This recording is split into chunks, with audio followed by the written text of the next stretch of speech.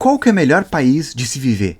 É aquele que tem a melhor comida, a maior expectativa de vida, o mais rico, o mais seguro ou com o melhor tempo? Já aqui, impostos altos, inflação, corrupção, segurança, infraestrutura ruim, tudo isso são algumas das coisas que muita gente aqui no Brasil reclama e sonha em poder viver em outro país. Mas, com mais de 190 países no mundo, qual que é a melhor opção? Ou seja, qual que é o melhor país do mundo? Bora descobrir. Alô, alô, YouTube! Responder essa pergunta não é algo fácil e varia muito. Afinal, o que deixa um país bom ou ruim depende do que você considera como bom ou ruim. Para alguns, o mais importante é o custo de vida, outros uma infraestrutura legal, outros só querem um país seguro, ou um que faça mais calor ou mais frio, ou um que você se sinta mais livre, ou que tenha uma ideologia mais parecida com a tua, e por aí vai. Então, para ajudar a escolher o melhor país, eu separei 6 áreas diferentes que podem ser importantes para você e escolhi o melhor país de cada área: riqueza, desenvolvimento humano, felicidade, segurança, trabalho e clima e cultura. Então, primeiro, riqueza. Se você acha que o melhor país de se viver é o mais rico, então um indicador que pode te ajudar pode ser o PIB. Ele ficou tão popular que ele é até usado para influenciar mercados de ações, políticas de governos e até eleições. PIB significa Produto Interno Bruto e foi inventado por esse economista russo lá em 1930. Ele fez porque ele queria tentar medir o tamanho da economia de um país usando um único número, que fosse fácil de entender. PIB ele é basicamente todo o valor monetário de tudo que um país produz e vende no mercado.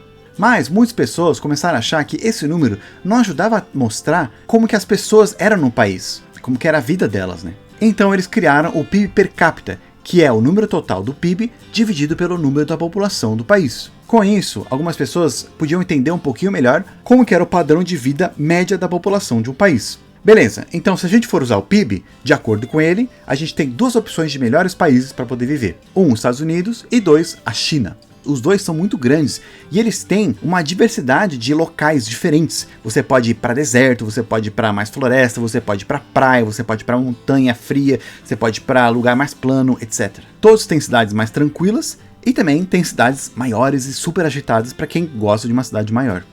O país mais rico do mundo, de acordo com o PIB, são os Estados Unidos, com 26 trilhões de dólares. Não é à toa que muitos brasileiros imigram para lá. Lá pode ser mais fácil ter um carro, um computador, um celular novo, ter uma infraestrutura melhor, e apesar de não ter hospitais públicos, as escolas públicas são maiores e têm mais recursos, apesar de nem todo mundo gostar do nível de ensino de lá. Mas se você não gosta dos gringos, talvez você goste do segundo país mais rico, de acordo com o PIB, a China, com 17 trilhões de dólares, bastante atrás dos Estados Unidos, mas também muito na frente do resto do mundo.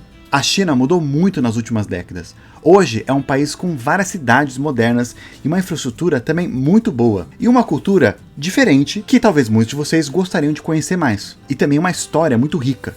O trem-bala conecta muitas regiões do país. Você consegue viajar o país inteiro muito rápido. Fora que a China também está no centro da Ásia, lá do leste. Uma ótima localização se você quiser conhecer outros países, como a Coreia, o Japão, a Tailândia e outros. Só que o chinês é muito mais difícil que o inglês. Principalmente ler e escrever, pelo menos para a maioria das pessoas. E talvez algumas pessoas não gostem de viver sob os olhos do governo. Tem mais controle lá, por exemplo, não tem YouTube, não tem Facebook e outras coisas.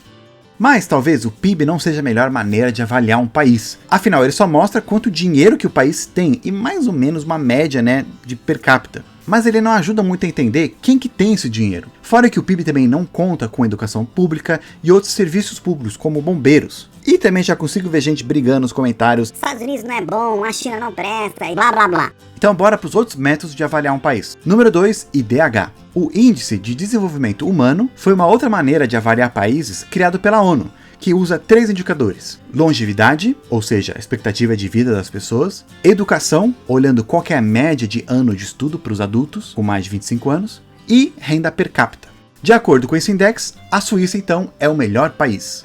Além de chocolate muito bom, a Suíça é considerada como um dos países da Europa onde expatriados se sentem mais bem-vindos. É o país europeu com a maior expectativa de vida e também um dos melhores PIBs per capita.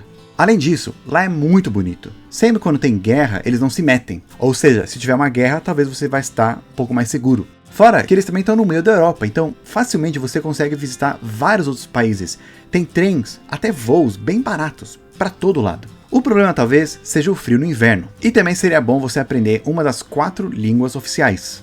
Outros países com pontuação alta no IDH são a Noruega, a Islândia, a Dinamarca e a Suécia. Eu achei interessante que eles também colocaram Hong Kong separado da China, e tá lá nos top 5. Então tá aí de novo uma opção para quem não quer ficar na Europa ou no mundo ocidental, e também quem quer um lugar mais quente.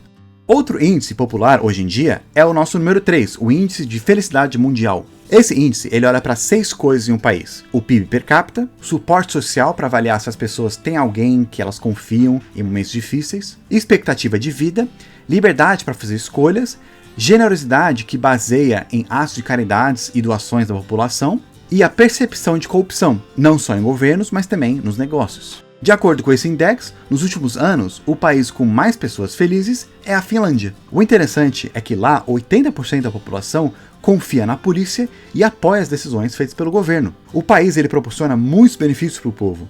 Tem um ótimo sistema de educação, transporte e saúde. A infraestrutura do país é muito boa. Por todo lado tem ônibus, trens pontuais e super confortáveis. Lá o sistema público é um dos melhores do mundo. O país ele também tem uma política chamada moradia em primeiro lugar, onde eles providenciam uma moradia e apoio de saúde para as pessoas se recuperando de drogas. Porém, para sustentar tudo isso, todos esses benefícios, tem muitos impostos, muito mesmo. Mas apesar disso, o pessoal de lá não se importa em pagar tudo isso, provavelmente porque eles realmente recebem os benefícios disso. Mas, ao contrário do que muitos pensam, a burocracia de lá não é grande. Para abrir uma empresa é muito fácil, leva 3 a 5 dias. E os gastos com políticos são os mais baixos do mundo. Outros países também que são altos nessa lista de felicidade são basicamente todos os países nórdicos. E alguns outros da Europa, com exceção da Nova Zelândia e de Israel. Mas muita gente por aí não liga para o país mais rico, o melhor IDH ou quem se diz mais feliz. Eles só querem um lugar seguro, especialmente porque muitos brasileiros sofrem com isso aqui.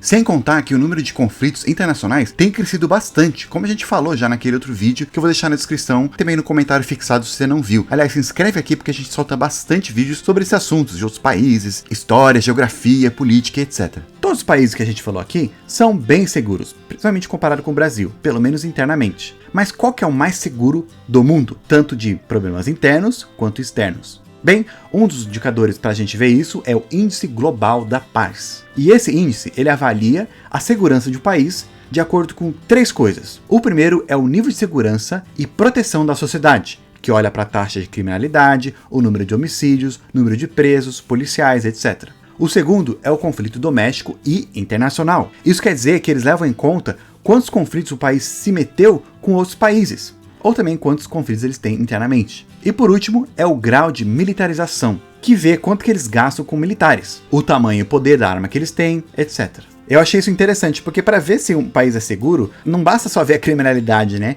É importante ver se é provável ele vai entrar em guerra com outro. Do que adianta ter poucos bandidos se seu vizinho tá louco para te invadir e jogar bombas? Então, de acordo com a lista, o país mais seguro é a Islândia. Talvez para alguns vai ser uma surpresa, porque a Islândia é um dos países com a maior taxa de cidadãos armados do mundo. 1/3 basicamente da população tem uma arma em casa, a grande maioria usada para caça. Mesmo assim, lá é um dos poucos países do mundo onde policiais não carregam armas de fogo. A Islândia tem uma das menores taxas de criminalidade e homicídios do mundo. Em 2019, por exemplo, somente uma pessoa foi assassinada no país inteiro. Acho que nem meu bairro aqui em São Paulo é uma pessoa só. E mesmo considerando proporcionalmente com a população, o número continua bem baixo. Também, apesar de ser um país europeu, ou seja, perto do conflito lá com a Rússia e a Ucrânia, eles ainda estão longe da maioria dos países da Europa. Então, mesmo se tiver guerras por lá, é pouco provável que essas lutas vão chegar no território deles, mesmo se eles participarem. Além disso, a maior parte da energia deles é produzida por eles mesmos. Então eles conseguem se virar nesse ramo sem depender muito de outros. A única coisa que talvez para alguns seja ruim é que é muito frio e também tem dias bem mais curtos no inverno. Além também de ter um idioma um pouco difícil de aprender. Mas o que mais me chamou a atenção da Islândia é que lá não tem mosquitos. Pois é, lá você não precisa dormir com repelente ou com ventilador na sua cara. Mas se você não quiser ou não puder morar lá agora, o nosso patrocinador de hoje tem uma outra maneira que pode ajudar a repelir esses bichos. Eu já falei várias vezes aqui sobre a Tech T-shirt, que é uma das minhas camisas favoritas. E a Insider tem uma versão agora com um acabamento para mosquitos. Como assim? Basicamente, essa camiseta ela ajuda a evitar 90% dos mosquitos que conseguem picar através de tecidos normais. Essas camisetas têm um repelente que é inofensivo para nossa pele e dura bastante. Além de, é claro, a camiseta ser muito boa, como já falei, super leve, não aperta, não machuca, não precisa passar e não fica com odor. Então clica no link que eu vou colocar na descrição e também no comentário e aproveita o cupom de 12% usando o código do canal, Plano 12. Além de comprar uma camiseta que vai durar muito e espantar os mosquitos, você também vai estar apoiando o canal. Valeu Insider por patrocinar o Plano Piloto. Voltando, se você quer um país que ele é bom em todas as áreas que a gente falou até agora, mas além disso, fala inglês, que é bem mais fácil de aprender, tem um clima temperado e bastante oportunidade de trabalho, especialmente trabalho sazonal, que quer dizer que você trabalha somente um período do ano, então uma das top escolhas é a Nova Zelândia. Antes eu ia deixar clima e trabalho em categorias separadas, mas clima é uma coisa que varia muito de gosto. Tem gente que prefere um lugar mais frio, tem gente que prefere bem mais quente. Então eu encontrei um lugar que é meio balanceado. Em um dia fresco aí, você já se perguntou, será que existe algum lugar do mundo que o clima é assim o ano todo? Existe, é a Nova Zelândia. Sim, tem dias que podem estar bem quentes ou bem frios, depende de qual parte da ilha que você tá. Mas, em média, a temperatura fica nem muito quente, nem muito frio, por boa parte do ano e em grande parte do país. Fica lá no canto do mapa, muitas vezes esquecido. É um país com muita boa infraestrutura também. Não tem metrópoles gigantes, mas tem cidades e também muita natureza. Auckland, que é a maior cidade do país, no verão raramente passa de 30 graus e no inverno raramente vai mais baixo do que 10 graus. Mas se você ainda quiser, tem lugares que dá para ir para a praia ou outros com neve. Arrumar trabalho sazonal lá também não é difícil. O melhor é que a média salarial é de $3.000 por mês. E isso é super bom, ainda mais considerando que o custo de vida mensal lá é em torno de $900, mais o aluguel. E eu achei interessante essa parte do equilíbrio entre trabalho e lazer. Para muitos de lá, o trabalho não é a prioridade da vida. Então eles têm bastante trabalho sazonal, que você consegue juntar dinheiro o suficiente nos meses que você trabalha, talvez trabalhando em empresas de turismo ou indústria de serviço, para nos meses que você está de folga aproveitar bastante, especialmente conhecendo mais o país. Mas se você quer crescer bastante uma empresa e ficar bem mais rico, talvez lá não seja o melhor lugar. Fora que a localização está bem longe, então fica caro e demorado para viajar para basicamente qualquer outro lugar do mundo que não seja a Austrália. Mas se o mundo começar a se explodir, talvez seja um dos lugares mais seguros.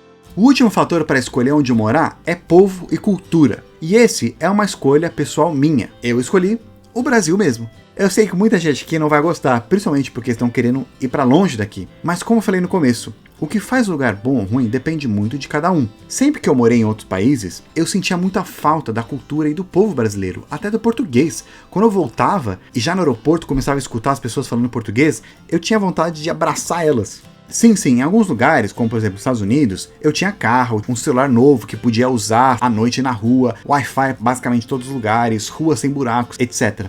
Mas eu sempre me senti muito isolado lá, um peixe fora d'água. A cultura de lá, e de vários outros países também que já conheci, é diferente daqui. Então quando eu voltava, eu sempre me sentia voltando para casa. Eu gosto da comida daqui, eu gosto das pessoas, dos locais para viajar, até da loucura de cidade grande de São Paulo. Mas se você não quer de jeito nenhum ficar aqui, uma cultura mais parecida com a nossa, que também fala o mesmo idioma, é lá em Portugal. Além disso, eles também têm a pontuação alta na maioria dos aspectos que a gente falou aqui. Fora que também tem muito brasileiro lá, então você não vai ficar tão perdido. Mas de novo, isso é minha experiência. Talvez você consiga se adaptar muito melhor em outros países, com outras culturas, do que eu. E também, se você estiver em outro país e está se sentindo um pouco isolado, tente encontrar uma comunidade brasileira por aí. A gente está por todo lado.